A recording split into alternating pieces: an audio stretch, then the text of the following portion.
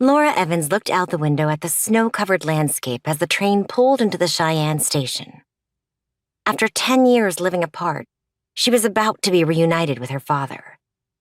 At thoughts of father, her fascination with the western frontier faded, even as she surveyed the cowboy town that was to become her home. 10 years. Mama died in November of 1858. Consumption, the doctor said. A debilitating depletion of her body for which he had no understanding. And just a week after they buried her, father sent Laura to boarding school over 50 miles away. Where he had gotten the money for such an endeavor was beyond Laura, but it had been her fate for the next decade. In all those years, she'd only seen her father a handful of times. He had visited her at the boarding schools on several occasions, and once during her college years. It had been 6 years since the latter visit.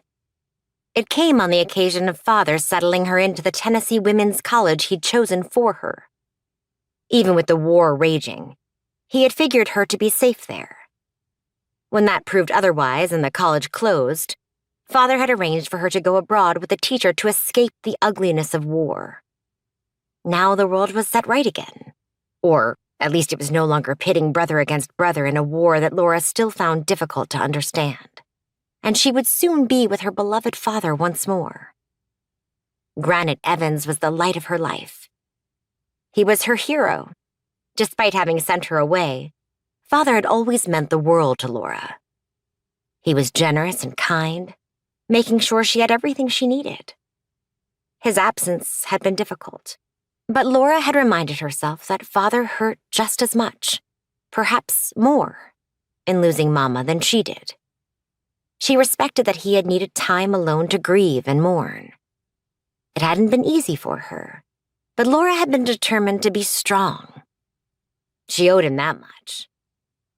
"Cheyenne," the conductor announced as he moved through the car. "All out for Cheyenne." Laura stood, adjusted her cloak, then brushed down the skirt of her burgundy traveling suit with her gloved hand. She wanted to look her best when she met her father again.